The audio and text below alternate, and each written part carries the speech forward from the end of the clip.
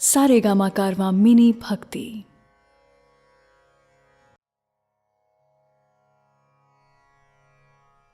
भगवत गीता अध्याय 6 आत्म संयम योग। अथ षष्ठोध्यायः आत्म संयम योग। दोस्तों, हमारे कितने ही जन्म हो चुके हैं ये हम नहीं जानते, लेकिन ये जानते हैं कि इस जन्म में हम में इतनी समझ है कि अगर हम चाहें तो इस जन्म में भगवत गीता को सुन के, समझ के ज्ञान हासिल कर सकते हैं। मैं शैलेंद्र भारती इसी ज्ञान को प्रस्तुत कर रहा हूं। जय श्री कृष्ण। श्री भगवानुवाच अनाश्रितः कर्मफलं कार्यं कर्म करोति यः स सन्न्यासी च योगी च न निरग्निर्न चाक्रियः। श्री भगवान कह रहे हैं, जो पुरुष कर्म के फल की इच्छा न करके सिर्फ करने योग्य कर्म करता है, यानी अपने कर्तव्य को निभाता है, वही असली सन्यासी और योगी है। असली सन्यासी या योगी वो नहीं जो दुनिया को छोड़ के ये कहता है कि दुनिया के काम उसके लिए नहीं है। असली योगी वो है जो अपना निर्धारित कर्म, अपना कर्तव्य निभाता है। बस ध्यान इस बात का रखना है दोस्तों कि कर्म के फल की आशा या इच्छा नहीं करनी है। फल की इच्छा करी तो वो स्वार्थ हो जाएगा। फल पर अधिकार नहीं, सिर्फ कर्म पर अधिकार है। यम सन्न्यासमिते प्राहुर योगम तम विद्धि पांडव न ह्यः सन्न्यस्त संकल्पो योगी भवति कश्चन। हे अर्जुन, जिसको सन्यास कहते हैं उसी को तू योग जान। सन्यास यानी कि कामनाओं का त्याग। अपनी कामनाओं, इच्छाओं को तो छोड़ना ही पड़ता है, तभी उस सन्यास को योग कहा जाएगा। लेकिन इच्छा को छोड़ देने का मतलब कर्म को छोड़ देना बिल्कुल भी नहीं है दोस्तों। ऐसे सन्यासी योगी नहीं माने जा सकते। कर्म तो करना ही पड़ेगा, चाहे कुछ भी हो जाए। कर्म करते हुए जो त्याग करता है, कर्म के फल में अपना जी नहीं लगाता, उसे ही योगी कहा जा सकता है। आरुरोक्षुर्मनेर्योगं कर्म कारणमुच्यते योगारूढ़स्य तस्यैव शमः कारणमुच्यते। योगी सिर्फ वो ही हो सकता है जो सोचता है, समझता है, मनन करता है। ऐसे मननशील पुरुष के लिए योग की प्राप्ति में यह जरूरी है कि वो निष्काम भाव से कर्म करे। और जब वो योग के रास्ते पर चलने लग जाता है तो सबसे जरूरी होता है सर्व संकल्पों का अभाव, यानी कामनाओं का त्याग। आप में से कई को लग सकता है दोस्तों कि अगर कामना करना ही छोड़ दिया तो फिर जीवन में बचेगा क्या। परंतु सच्चाई यह है कि जब आप कामना करना छोड़ेंगे तभी असली जीवन शुरू होगा। करके तो देखिए, भगवान कृष्ण की बताई हुई इस राह पर चल के देखिए तो आप स्वयं ही समझ जाएंगे कि जीवन क्या है। यदा हिनेन्द्रियार्थेषु न कर्मस्वनुषज्जते सर्वसंकल्प सन्न्यासी योगारूढ़स्तदोच्यते। कृष्ण कहते हैं कि जिस समय में योगी न तो इंद्रियों के भोगों में अपना मन लगाता है और ना ही कर्मों में ही आसक्त होता है, उस समय में जब वो अपनी सारी कामनाओं का त्याग कर देता है, तभी योगी होने की असली अवस्था में पहुंचता है। सबसे पहले आती है सोच, सोच के बाद सोचे हुए पर चलना, और सोचे हुए पर चलने के बाद उस रास्ते से भटकना नहीं और फिर आखिर में लक्ष्य को प्राप्त करना। पूर्ण योगी बनाने के पूरे रास्ते को कृष्ण ने अर्जुन को समझाया है।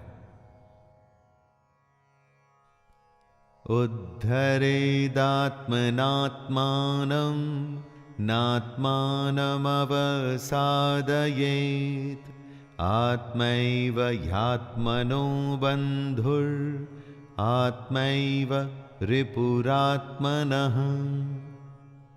दोस्तों, हम अपने ही सबसे बड़े मित्र हैं और अपने ही सबसे बड़े दुश्मन। अगर आपको लगता है कि आपके दोस्त या रिश्तेदार आपका भला या बुरा कर सकते हैं तो वो बिल्कुल गलत है। वो दुनियादारी की बातों में आपको फायदा या नुकसान जरूर पहुंचा सकते हैं, लेकिन उन बातों का कोई अर्थ नहीं है। आप स्वयं ही अपने आप को इस दुनिया से ऊपर उठाकर ज्ञान हासिल करने की कोशिश कर सकते हैं। आपको खुद को ही कर्मों के बंधन में से छूटने की कोशिश करनी होगी, क्योंकि मरते भी आप हैं और जीते भी आप हैं, और अपनी कोशिश से भगवान को भी हासिल आप ही करेंगे।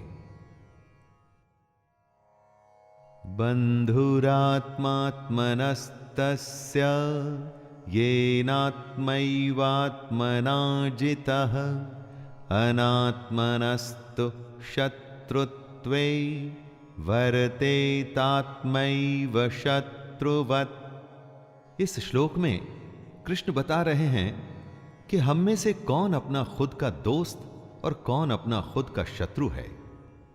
जिसने अपने मन और इंद्रियों सहित शरीर को जीता हुआ है वो अपने आप का मित्र है, और जिसके द्वारा मन तथा इंद्रियों सहित शरीर नहीं जीता गया है वो अपना शत्रु है।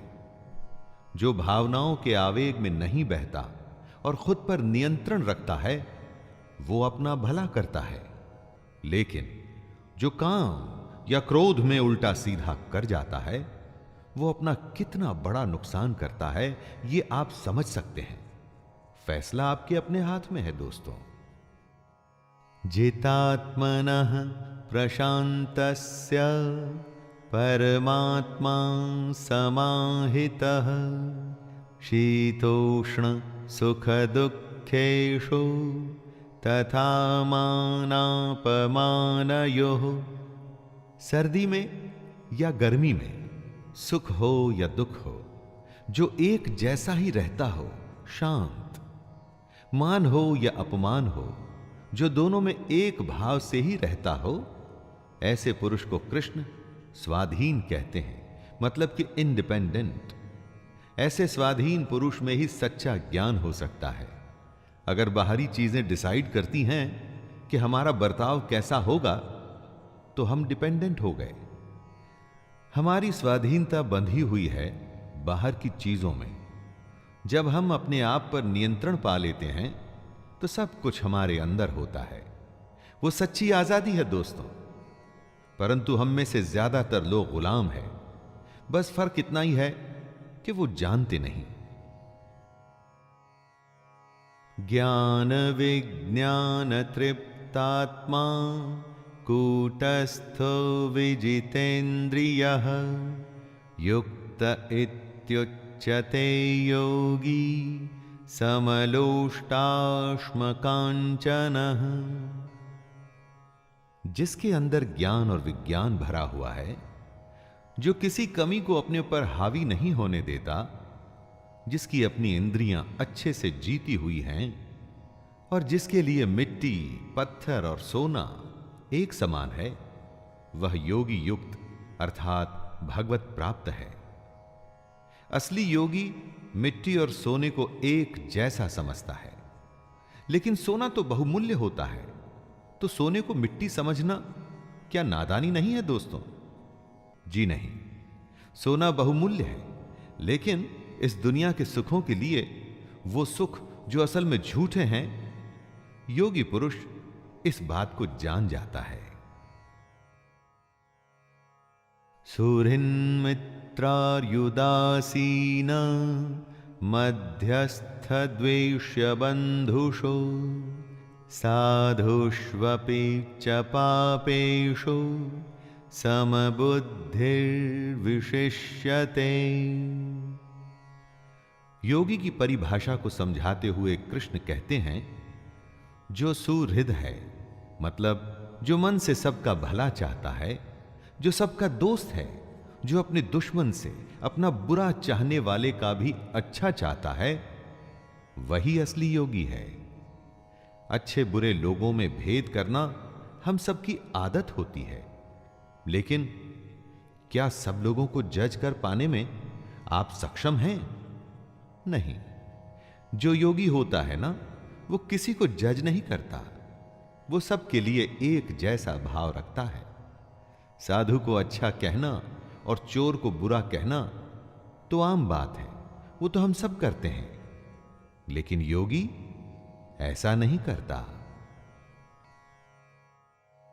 योगी युञ्जीत सततं आत्मानं रहसि स्थितः एकाकी यच्चितात्मा निराशीर परिग्रहः। जो अपने मन और इंद्रियों के साथ शरीर को वश में रखता है, जिसने अपने मन में आशा को खत्म कर दिया है और जो कुछ भी संग्रह मतलब कि इकट्ठा नहीं करता, वही योगी है। उसे अकेले ही एकांत स्थान में स्थित होकर आत्मा को निरंतर परमात्मा में लगाना चाहिए, एक्यूमुलेट करना चाहिए। जमा करना हम सबकी आदत है। जिस तरह से जितना पैसा हम जमा करते हैं ना दोस्तों, उसी तरह से अज्ञान और पाप भी जमा होता है, जिसका के हिसाब एक दिन तो देना ही होता है। योगी समझदार होता है, वो दुनिया से दूर होकर अकेले में भगवान को याद करता है। शुचौ देशे प्रतिष्ठाप्य स्थिरमासनमात्मनः नात्युच्छ्रितं नातिनीचं चैलाजिन कुशोत्तरम्। इस श्लोक में कृष्ण ध्यान में कैसे बैठें उसका तरीका बता रहे हैं। साफ सुथरी भूमि पर घास का आसन या मृगछाल या वस्त्रों से बना आसन होना चाहिए। यह आसन ना तो बहुत ऊंचा हो और ना ही बहुत नीचे। महाभारत के समय से आज के जमाने में बहुत बदलाव आया है। घर अब वैसे नहीं होते जैसे पहले होते थे, लेकिन मेडिटेशन का तरीका तो नहीं बदला ना, और ना ही कभी बदल सकता है। आसान और साधारण होना चाहिए, जगह साफ होनी चाहिए, साथ में आसन ऐसा ना हो जो ऊंचा नीचा या हिल रहा हो, अर्थात स्थिर होना चाहिए। तत्रैकाग्रं मनः कृत्वा यतचित्तेन्द्रियक्रियः उपविश्यासने युञ्ज्यात् योगमात्मविशुद्धये। साफ जमीन पर एक समतल आसन पर बैठ के आप ध्यान कर सकते हैं। ध्यान चाहे ईश्वर का कीजिए या अपने हृदय का। इरादा होना चाहिए कि बाहर की सारी डिस्टर्बेंसेस से आप बच के खुद के अंदर झांकें। दोस्तों, कृष्ण कहते हैं कि आसन पर बैठकर चित्त और इंद्रियों की क्रियाओं को वश में रखते हुए मन को एकाग्र करके अंतःकरण की शुद्धि के लिए योग का अभ्यास करें। मन को एकाग्र चित्त करके और हमारा मन जो हमेशा इधर उधर भागता है उसे नियंत्रण में रखना है। समं काय शिरो ग्रीवं धारयन्नचलं स्थिरः संप्रेक्ष्य नासिकाग्रं स्वं दिशश्चानवलोकयन्। ध्यान में कैसे बैठें, मेडिटेशन कैसे करें, इसी को समझा रहे हैं कृष्ण। वो कहते हैं कि अपने शरीर, सिर और गले को समान एवं अचल धारण करके और स्थिर होकर अपनी नाक के आगे के हिस्से पर दृष्टि जमाकर अन्य दिशाओं को न देखते हुए बैठना है। और बैठे हुए आपका सिर, गला और शरीर का बाकी हिस्सा एकदम सीधा होना चाहिए। शरीर की स्थिरता के बाद मन को स्थिर करने के लिए आंखें नाक के आगे वाले हिस्से पर रखें ताकि और कुछ दिखाई न दे। ऐसा करके अपने मन को आप नियंत्रित कर सकते हैं, ध्यान कर सकते हैं। प्रशांतात्मा विगत भीर ब्रह्मचारि व्रते स्थितः मनः संयममच्चित्तो युक्त आसीत मत्परः। कृष्ण ध्यान की अवस्था के बारे में आगे बताते हुए कहते हैं कि साधक को ब्रह्मचारी के व्रत में स्थित होना चाहिए। ब्रह्मचारी से यहां मतलब है ब्रह्म में आचार करने वाला, नियम से यज्ञ करने वाला। मन में कोई भी भय नहीं होना चाहिए, अंतःकरण एकदम शांत होना चाहिए।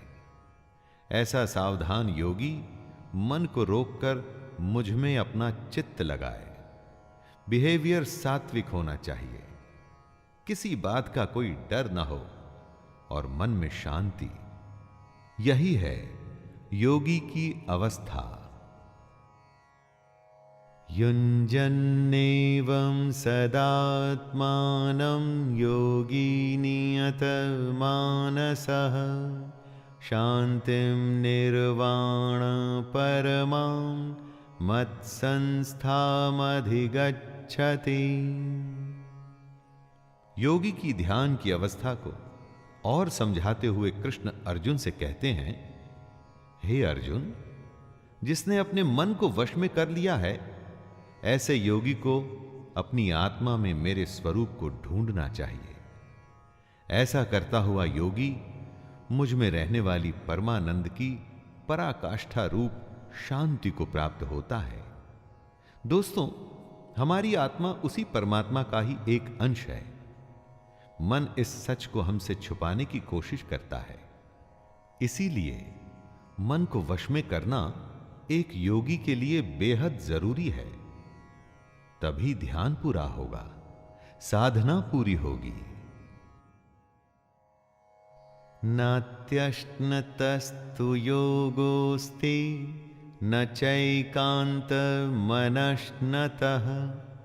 न चाति स्वप्नशीलस्य जाग्रतो नैव चार्जुन।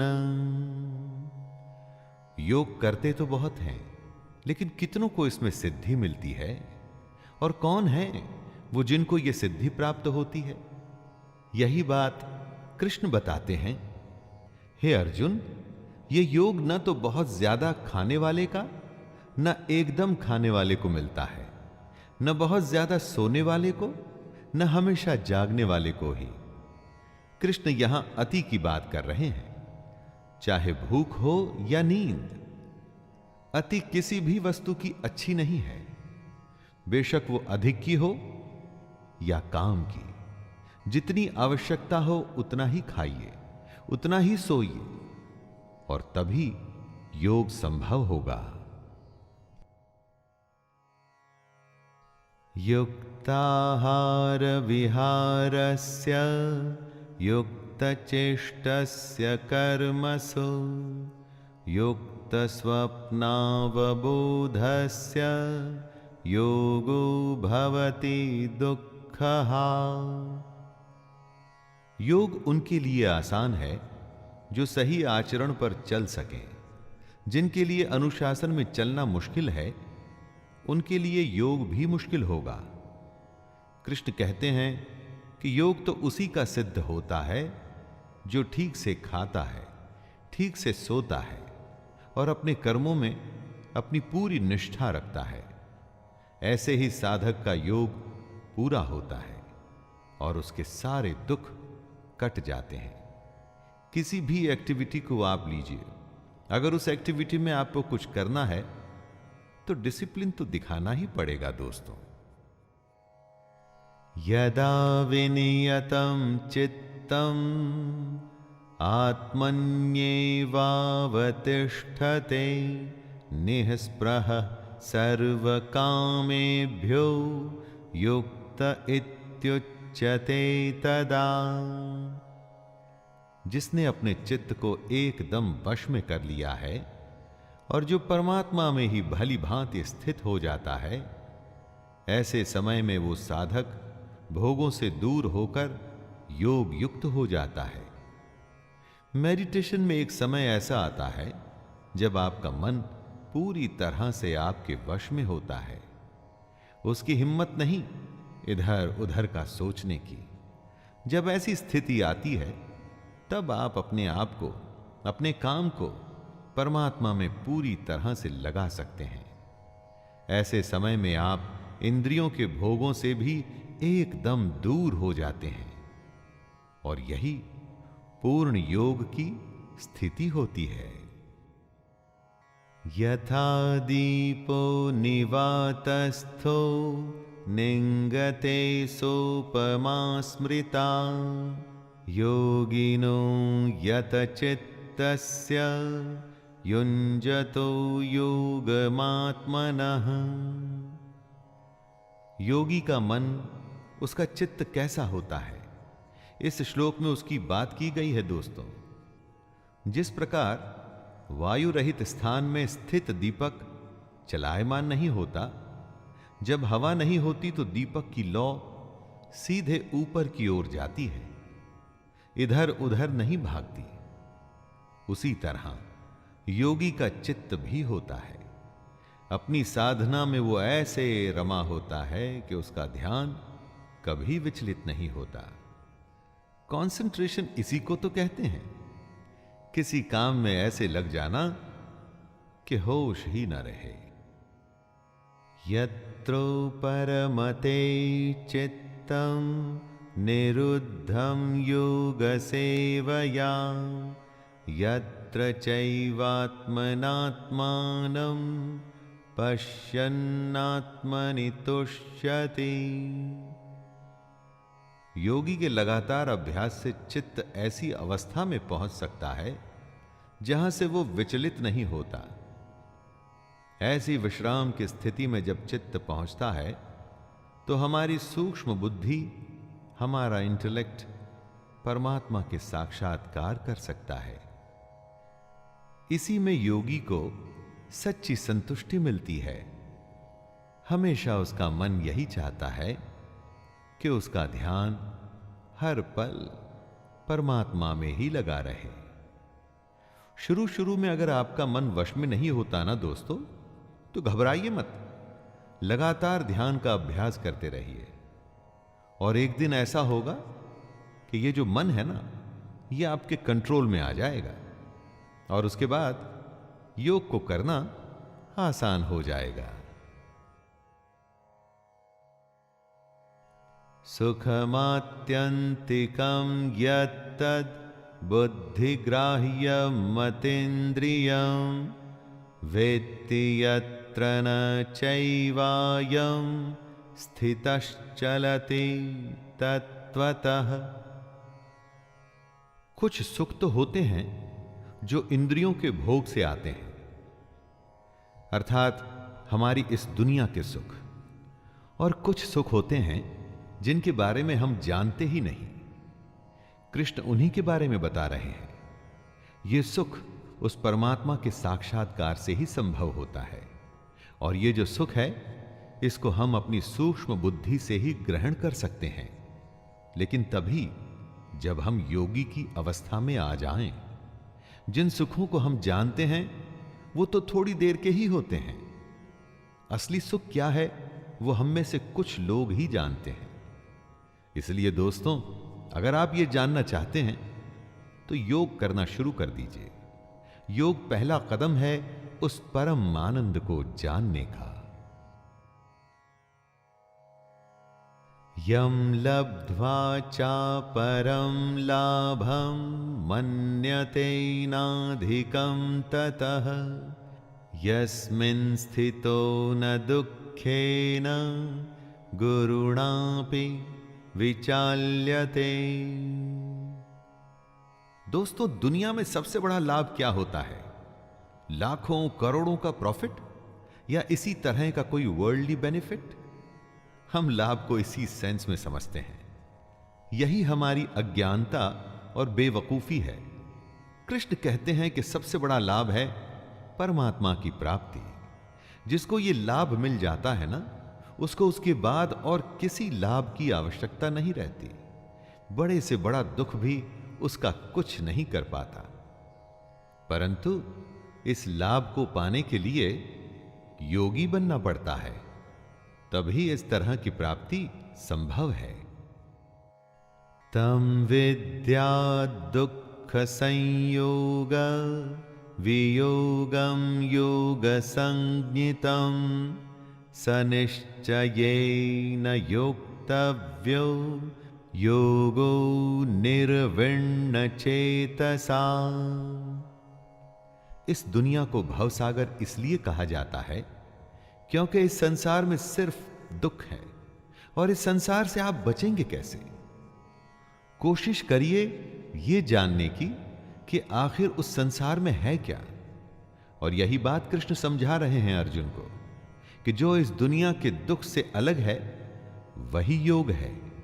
इसे ही हमको जानना चाहिए, और जानने के बाद इस योग को हमको सच्चे मन से करने का अभ्यास करना चाहिए। प्रैक्टिस ही आपको योग में परफेक्ट बनाएगी। दोस्तों, दुनिया में योग ही एक ऐसा रास्ता है जो भगवान की सच्चाई के बारे में बताएगा। संकल्प प्रभवान कामान् त्यक्त्वा सर्वान् शेषतः मनसैवेन्द्रियग्रामं विनियम्य समन्ततः। किसी वस्तु का मिल जाना होता है संयोग, किसी वस्तु का छूट जाना होता है वियोग। संयोग और वियोग से जो परे है वो है योग। सबसे बड़े सुख की प्राप्ति का नाम है योग। इस दुनिया की इच्छाओं को छोड़कर ही इस योग की स्थिति में आया जा सकता है। और इच्छाएं तभी छूटती हैं जब मन वश में होता है। इसलिए अगर योग की स्थिति में आना है तो लालच, स्वार्थ, दुनिया के छोटे मोटे फायदे, रिश्तेदारी, मोह सब कुछ छोड़ना पड़ता है। दोस्तों, फैसला आपके हाथ में है। आपको छोटा फायदा चाहिए या सबसे बड़ा फायदा? शनैः शनैरुपरमेद बुद्ध्या धृति ग्रहीतया आत्मसंस्थं मनः कृत्वा न किंचिदपि चिंतयेत। पानी की अपनी कोई पहचान नहीं होती। जिस भी बर्तन में डालिए पानी उसके जैसा ही बन जाता है। लेकिन यही पानी जब लगातार किसी चट्टान पर गिरता रहता है तो अपना असर छोड़ जाता है। इसी को कृष्ण क्रम क्रम अभ्यास बता रहे हैं। धीरे धीरे अपनी प्रैक्टिस करते रहिए और योग की स्थिति को पाने के लिए हर रोज ध्यान करते रहिए, मेडिटेशन में बैठते रहिए। कुछ समय के बाद आप देखेंगे कि इसका नतीजा आपको दिखना शुरू हो गया है। दोस्तों, ये बात योग ही नहीं, जीवन के हर पहलू पर भी लागू होती है। यतो यतो निश्चरति मनश्चंचलमस्थिरं ततस्ततो नियम्यैतद् आत्मन्येव वशं नयेत्। आप जो करना चाहते हैं मन उसमें कभी नहीं लगता, और जो नहीं करना चाहते मन बार बार उसी तरफ भागता है। इसीलिए तो मन को चंचल कहते हैं। दोस्तों, ये कभी रुकता नहीं, परंतु लगातार अभ्यास से इसकी इसी आदत पे आप विजय पा सकते हैं। दुनिया की अलग अलग बातें इसको भगाती हैं, अस्थिर बनाती हैं। आपके अपने संकल्प, अपनी इच्छा शक्ति को दृढ़ करके ध्यान करते हुए इसी मन को वश में करना है। तभी ये मन परमात्मा या जो काम आप करना चाहते हैं उसमें ही लगा रहेगा। प्रशांत मनसं ह्येनं योगिनं सुखमुत्तमं उपैति शांतरजसं ब्रह्मभूतमकल्मषम्। गति चाहे धीमी ही क्यों न हो, लेकिन लगातार अभ्यास के बाद आप पाएंगे कि आप अपने मन को वश में कर सकते हैं। एक बार ऐसा हो गया तो आपका मन शांत हो जाएगा, उसकी चंचलता खत्म हो जाएगी। ये अवस्था ही पहली कड़ी है उस श्रृंखला की जो आपको एक दिन परम आनंद के पास ले जाएगी। परमात्मा के अगर दर्शन करने हैं, सबसे बड़े सुख को अगर फील करना है, तो शुरुआत यहीं से करनी होगी। मेडिटेशन को आप गेटवे मान सकते हैं सबसे बड़े सच का। युञ्जन्नेवं सदात्मानं योगी विगत कल्मषः सुखेन ब्रह्म संस्पर्शम् अत्यंतं सुखमश्नुते।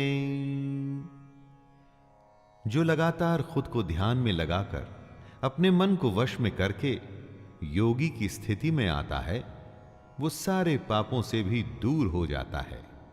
वही योगी पर ब्रह्म परमात्मा के रूप को जान पाता है। यही तो सबसे बड़ा आनंद है। किसी को सोने में, किसी को खाने में, और भी न जाने अनगिनत काम हैं जिससे लोगों को आनंद मिलता है। लेकिन दोस्तों, ये सारे आनंद क्षणिक हैं, कुछ मोमेंट्स में खत्म हो जाने वाले। ब्रह्म के स्वरूप को पहचानने का जो आनंद है, वो सदा सदा के लिए है। वो ऐसा सुख है जो कभी खत्म नहीं होता।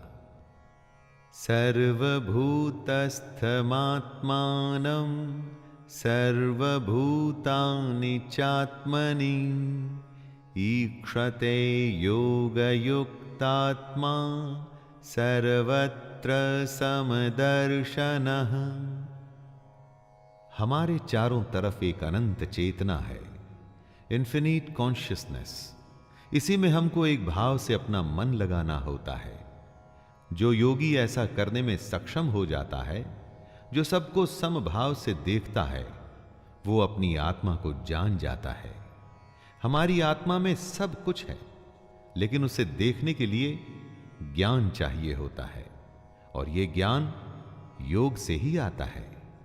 कॉन्शियसनेस की सबसे बड़ी स्थिति को ही योग कहते हैं, और तभी हम अपने आप को पूरी दुनिया में और पूरी दुनिया को अपने आप में देख पाते हैं।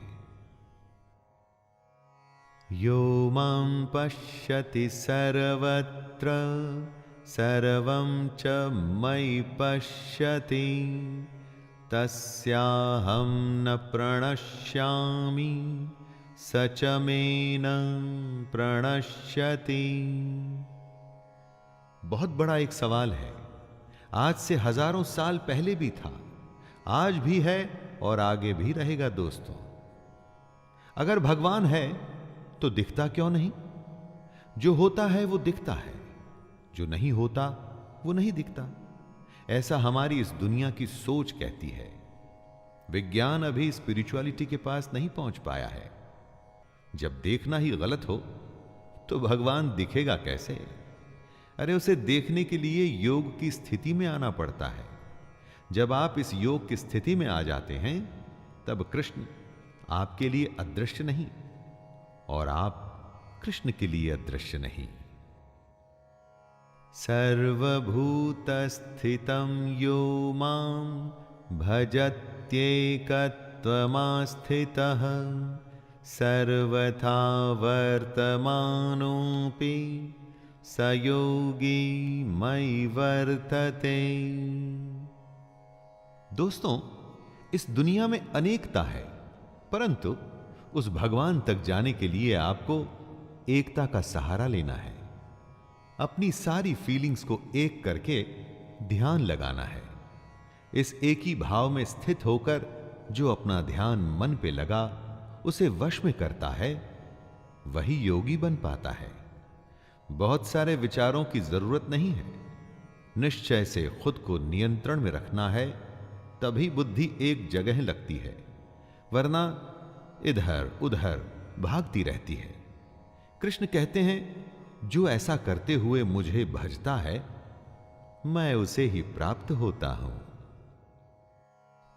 आत्मौपम्येन सर्वत्र समं पश्यति योऽर्जुन, सुखं वा यदि वा दुःखं स योगी परमो मतः। हे अर्जुन, जो योगी सुख और दुख को समान ही देखता है, ऐसे सम देखने वाले योगी को परम श्रेष्ठ माना गया है। दोस्तों, जो भेदभाव करे, क्या वो योगी कहलाया जा सकता है? नहीं। जो सबको स्वीकार न करे, क्या वो योगी कहलाया जा सकता है? कभी नहीं। कृष्ण योगी को डिफाइन करते हुए बताते हैं कि योगी तो वो है जो समभाव रखता है, वो सुख और दुख में एक जैसा होता है। भगवान को सिर्फ मंदिर या पूजा पाठ में हम जैसे लोग देखते हैं। वो तो योगी ही होता है जिसे हर वस्तु में भगवान दिखता है। अर्जुन उवाच योऽयं योगस्त्वया प्रोक्तः साम्येन मधुसूदन, एतस्याहं न पश्यामि चञ्चलत्वा स्थितिं स्थिराम्। अर्जुन एक बहुत ही स्वाभाविक सवाल पूछते हैं। यह सवाल हम सबके मन में सबसे पहले आता है। दोस्तों, हे मधुसूदन, जो ये योग आपने समभाव से कहा है, मन के चंचल होने से मैं इसकी नित्य स्थिति को नहीं देखता हूं। अर्जुन कहते हैं कि मन क्योंकि चंचल है, इसलिए वो कभी समभाव में आ ही नहीं पाते। ये कहना तो आसान है कि सुख और दुख को एक जैसा देख के समभाव रखना चाहिए, लेकिन मैं ये जानना चाहता हूं कि इस समभाव को लाएं कैसे। चंचलम ही मनः कृष्ण प्रमाथि बलवृद्धृढम्, तस्याहं निग्रहं मन्ये वायोरिव सुदुष्करम्।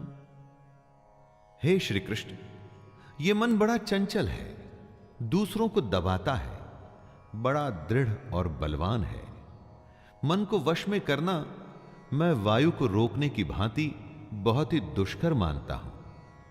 क्या वायु को आप रोक पाते हैं? दोस्तों, अर्जुन मन को वश में करने को इतना ही मुश्किल बता रहे हैं और पूछ रहे हैं कि इस बदमाश मन को कैसे कंट्रोल में लाएं। इसीलिए तो कहा जाता है कि मन के हारे हार है और मन के जीते जीत। मन इतना बड़ा है कि हर हार और जीत इसी से जुड़ी है, और अर्जुन इसी सबसे बड़े सवाल से परेशान है। श्री भगवानुवाच असंशयं महाबाहो मनो दुर्निग्रहं चलम्, अभ्यासेन तु कौन्तेय वैराग्येण च गृह्यते। सबसे कठिन प्रश्न का सबसे आसान उत्तर सिर्फ कृष्ण ही दे सकते हैं। श्री भगवान बोले, हे महाबाहो, निसंदेह मन चंचल और कठिनता से वश में होने वाला है, परंतु हे कुंती पुत्र अर्जुन, यह अभ्यास और वैराग्य से वश में होता है। दोस्तों, इस एक सलाह को अगर आप गांठ बांध लें, समझ लें, तो दुनिया की किसी भी मुश्किल को आसानी से झेल जाएंगे, उसे जीत जाएंगे। मन किसी के वश में नहीं आता, लेकिन वो अभ्यास और वैराग्य के वश में आ जाता है। प्रैक्टिस करते रहिए, अपने आप इच्छाओं का दमन हो जाएगा। असंयतात्मना योगो दुष्प्राप इति मे मतिः, वश्यात्मना तु यतता शक्यो वाप्तुमुपायतः। कृष्ण कहते हैं कि जिसका मन वश में किया हुआ नहीं है, ऐसे पुरुष के लिए योग प्राप्त करना बेहद मुश्किल है। लेकिन प्रयत्नशील पुरुष अगर लगातार अभ्यास में लगा रहे तो वो योग को प्राप्त कर सकता है। जो कोशिश करने को तैयार है, जिसे मेहनत से परेशानी नहीं, वो कुछ भी हासिल कर सकता है। बस छोड़ना नहीं है, लगे रहना है दोस्तों। सफर लंबा हो या छोटा, पहला कदम तो उठाना ही पड़ेगा। मन को वश में करना भी वो पहला कदम ही है। लेकिन ये पहला कदम इतना बड़ा है कि उसके बाद का सफर कैसे और कब पूरा हो जाएगा, आपको पता ही नहीं चलेगा। अर्जुन उवाच अयति श्रद्धयोपेतो योगाचलितमानसः, अप्राप्य योगसंसिद्धिं कां गतिं कृष्ण गच्छति। अर्जुन योग से जुड़ा प्रश्न करता है, हे कृष्ण, मान लीजिए जो योग में श्रद्धा रखते हैं लेकिन संयमी नहीं हैं, खुद पर नियंत्रण नहीं रख पाते, तो उनका क्या होगा? मान लीजिए जिसका मन योग से विचलित हो गया है, ऐसे साधक को योग तो प्राप्त होगा ही नहीं और ना ही वो भगवान से साक्षात्कार पाएगा। तो ऐसे साधक का क्या होता है?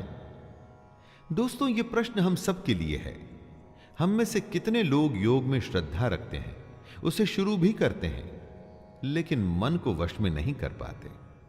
मन को वश में नहीं किया तो योग पूरा नहीं होगा, और तब हमारा आखिर क्या होगा? कच्चिन्नो भय विभ्रष्टश् छिन्ना भ्रमिव नश्यति, अप्रतिष्ठो महाबाहो विमूढ़ो ब्रह्मणः पथि। अर्जुन कृष्ण से प्रश्न कर रहे हैं कि जो पुरुष योग के रास्ते पर तो चला था, लेकिन रास्ते में ही पथ भ्रष्ट हो गया, मन को वश में नहीं कर पाया, तो उसका क्या होगा? अर्जुन कहते हैं, हे महाबाहो, क्या वो भगवान को प्राप्त करने के रास्ते में जो पुरुष मोहित हो गया, तो वो आसमान के बिखरे हुए बादल की ही तरह नष्ट हो जाएगा? मुश्किल रास्ते में डर तो लगता ही है, क्या पता रास्ते में क्या होगा। इसी डर को, इसी संशय को अर्जुन कृष्ण से पूछ रहे हैं। जिसने योग शुरू तो किया, लेकिन बीच में ही अगर वो रास्ता भूल गया, जिससे योग छूट गया, तो उसका क्या होगा? क्या वो नष्ट हो जाएगा?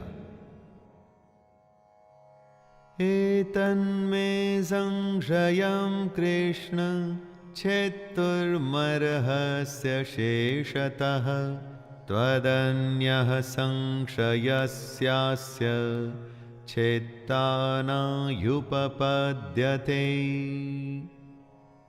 योग से जुड़े अपने प्रश्न को पूरा करते हुए अर्जुन कहते हैं, हे कृष्ण, मेरे इस संशय को सिर्फ आप ही दूर करने योग्य हैं, क्योंकि आपके सिवा दूसरा इसका उत्तर देने वाला मिलना संभव नहीं है। दोस्तों, अर्जुन जानते हैं कि उसके सामने साक्षात ईश्वर है। वो ईश्वर जो मनुष्यों के बीच मनुष्यों के युद्ध में खड़ा है और युद्ध करने की सलाह दे रहा है। अर्जुन को पता है कि कृष्ण से बड़ा कोई ज्ञानी नहीं। जो कृष्ण ने कह दिया वही अंतिम सत्य है। इस प्रश्न में एक तरह से अर्जुन का प्रणाम है कृष्ण को। श्री भगवानुवाच पार्थनैवेह नामुत्र विनाशस्तस्य विद्यते न हि कल्याणकृतः कश्चित् दुर्गतिं तात गच्छति। श्री भगवान अर्जुन को उत्तर देते हैं, हे पार्थ, उस पुरुष का न तो इस लोक में नाश होता है और न परलोक में ही, क्योंकि हे प्यारे, अपनी आत्मा के भले के लिए कर्म करने वाला कोई भी मनुष्य दुर्गति को प्राप्त नहीं होता। जिसने योग शुरू किया लेकिन बेचारा मन को वश में नहीं कर पाया, तो उसका क्या होगा? क्या वो नष्ट हो जाएगा? दोस्तों, यही प्रश्न था अर्जुन का, और उत्तर में कृष्ण कहते हैं कि जिसने आत्मा की भलाई का रास्ता चुना है, जो भगवान को जानना चाहता है, उसका कभी नाश नहीं हो सकता। दोनों लोकों में उसका बुरा हो ही नहीं सकता। सही भी है दोस्तों, भगवान को पाने के रास्ते में जो चलता है ना, उसका बुरा हो भी कैसे सकता है। प्राप्य पुण्य कृतां लोकान् उषित्वा शाश्वती समाः शुचीनां श्रीमतां गेहे योगभ्रष्टो भिजायते। जिसने योग शुरू तो किया लेकिन बीच में ही छोड़ दिया, ऐसे पुरुष को कृष्ण योग भ्रष्ट कहते हैं। वो आगे कहते हैं कि ऐसा पुरुष नष्ट नहीं होता, बल्कि स्वर्ग को प्राप्त होता है। स्वर्ग में कई सालों तक रहने के बाद वो शुद्ध आचरण वाले श्रीमान पुरुषों के घर में जन्म लेता है। हम जहां जन्म लेते हैं, उसी के साथ हमारा भाग्य और हमारा जीवन जुड़ जाता है। सबको लगता है कि अगर वो किसी अच्छे घर में जन्म लेते तो क्या उनका जीवन अच्छा होता? दोस्तों, कृष्ण का कहना है कि अच्छे कर्मों का नतीजा ही अच्छा होता है। अगर आपने अच्छा कर्म शुरू किया, जैसे कि योग, लेकिन अगर वो छूट भी गया तो चिंता की कोई बात नहीं, अगला जन्म एक अच्छे घर में ही होगा। अथवा योगिनामेव कुले भवति धीमताम् एतद्धि दुर्लभतरं लोके जन्म यदीदृशम्। जैसी संगत वैसी रंगत। जिस माहौल में आप होते हैं, उसी के जैसे बन जाते हैं। कृष्ण कहते हैं कि जो पुरुष योग पथ पे चला था लेकिन रास्ते में भ्रष्ट हो गया, तो भी उसके उत्तम कर्म वेस्ट नहीं जाएंगे। पहले वो स्वर्ग जाएगा और उसके बाद अगले जन्म में ज्ञानवान योगियों के कुल में जन्म लेगा। कृष्ण आगे कहते हैं कि हमारा जो ये जन्म है, वो निसंदेह अत्यंत दुर्लभ है, उसे बेकार नहीं करना चाहिए। दोस्तों, कृष्ण की कई बातों पर चलने में सिर्फ चांदी चांदी है। उनके बताए योग पे आप सच्चे मन से चलिए, पार हो गए तो भगवान मिल जाएगा। बीच में ही कहीं रुक गए, अटक गए, तो भी उसका फायदा अगले जन्म में तो जरूर मिलेगा। तत्र तं बुद्धि संयोगं लभते पौर्वदेहिकं यतते च ततो भूयः संसिद्धौ कुरु नंदन। अगर सच्चे मन से आप योग के रास्ते पर चलते हुए मन को वश में करने की कोशिश कर रहे थे, लेकिन किसी कारण वो अधूरा रह गया, तो घबराने की जरूरत नहीं। आपके संग्रह किए हुए योग के संस्कार खत्म नहीं होंगे। अगले जन्म में भी वो संस्कार आप में रहेंगे और अपना सफर आप उसके आगे से शुरू कर पाएंगे। फिर से जब आप योग शुरू करेंगे तो पिछला अर्जित किया हुआ ज्ञान आपकी बुद्धि में निहित रहेगा, आप में समाया रहेगा। तो फिर फिक्र कैसी? कृष्ण को सुनिए, उसके योग में लग जाइए। ये जन्म भी सुधरेगा और अगला भी।